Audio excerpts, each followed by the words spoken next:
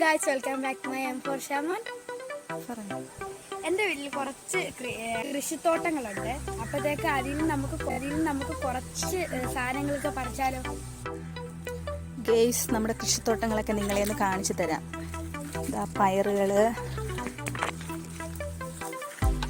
നേരത്തെ എന്ന് പറഞ്ഞു കഴിഞ്ഞാൽ ഇതൊരു റബ്ബറും തോട്ടമായിരുന്നു. പിന്നെ എന്തുവാ പറയണ്ടേ, ഫുള്ള് റബ്ബറും കരിയിലകളും ഒക്കെ ആയി കിടക്കുന്ന ഒരു സ്ഥലമായിരുന്നു ഇവിടെ. ഏതാണ്ട് ഇതേപോലെ ഇങ്ങനെ കിടക്കുമായിരുന്നു. എനിക്ക് ഭയങ്കര ആഗ്രഹമായിരുന്നു ഇവിടെ കുറച്ച് കൃഷികളൊക്കെ നട്ടുപിടിപ്പിക്കണം എന്നുള്ളതൊക്കെ എൻ്റെ ഒരു വലിയ ആഗ്രഹങ്ങളായിരുന്നു. അങ്ങനെ ആ റബ്ബർ മുറിക്കാതെ പറ്റത്തുമില്ലല്ലോ. എന്തായാലും കുറേ നാൾ റിസ്ക് എടുത്ത് പറഞ്ഞ് ആ റബ്ബറുകളൊക്കെ ഒന്ന് മുറിച്ച് മാറ്റി തന്നു.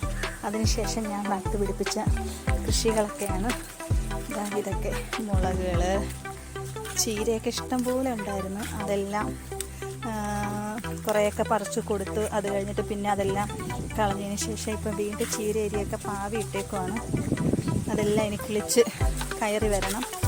ഇപ്പം ഇവിടെ എല്ലാം പച്ചക്കറികളൊക്കെ ഒക്കുന്നതൊക്കെ നട്ടുപിടിപ്പിച്ചിട്ടുണ്ട്. ഏകദേശമൊക്കെ കുറേ നട്ടുപിടിപ്പിച്ചിട്ടുണ്ട്. അപ്പോൾ ഇന്നലെ ഞങ്ങളുടെ വീട്ടിൽ അപ്പുറത്തുള്ള ഒരു ചേച്ചി വന്നായിരുന്നു. അപ്പോൾ ചേച്ചിക്ക് കുറച്ച് വഴുതനവും മുളകും ഒക്കെ ഉണ്ടെങ്കിൽ കൊടുക്കണേന്ന് പറഞ്ഞു. അങ്ങനെ ഞാൻ വിചാരിച്ചെങ്കിൽ ഇവിടെ നിൽക്കുന്ന വഴുതനവും മുളകും ഒക്കെ കുറച്ച് പറിക്കാമെന്ന്. ഇതൊരു വല്ലാത്തൊരു സംതൃപ്തിയാണ് ഗൈസ്. ഇതൊക്കെ കാണുമ്പോൾ, ഈ കൃഷികളൊക്കെ ഇങ്ങനെ നിൽക്കുന്നത് കാണുമ്പോൾ എൻ്റെ നല്ലൊരു ആഗ്രഹമായിരുന്നു ഇതുപോലെ ഒക്കെ ഒന്ന് ആക്കിയെടുക്കണമെന്നുള്ളത്.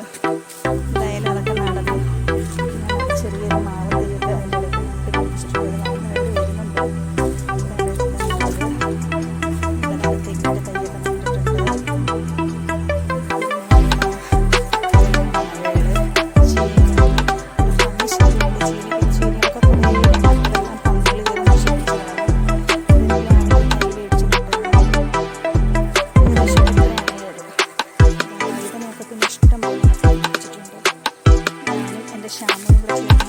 ഇതൊക്കെ ചെയ്തേക്കുന്നുണ്ട്.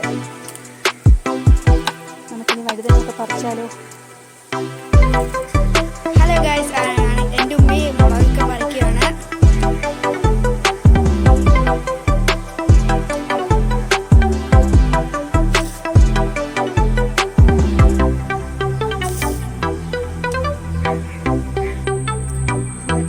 നമ്മൾ മുളകുകൾ ഇത്രയും പറിച്ചു.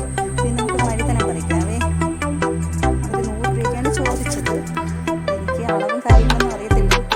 കുറച്ചൊന്ന് പറിച്ചൊന്നും കൊടുക്കാൻ നമ്മുടെ വീട്ടിൽ ചെയ്ത് കൃഷിയുണ്ട്. അതിനകത്ത് പൈസയുടെ കണക്കാനുള്ള കാര്യമില്ലല്ലോ. ഇതൊരു സംതൃപ്തി, മനസ്സിനൊരു പ്രത്യേക സന്തോഷമാണ് ഇതിങ്ങനെയൊക്കെ പറിക്കുന്നത്. നമുക്കിനി വഴുതന പറിക്കാൻ പോയാലോ? അതൊക്കെ ക്ഷമോനെ. നമ്മൾ വഴുതനത്തിൻ്റെ ചുവട്ടിലോട്ട് പോവുകയാണ് ഗേസ്. ഇത് കണ്ടോ, ഇതൊക്കെയാണ് വഴുതന തൈ.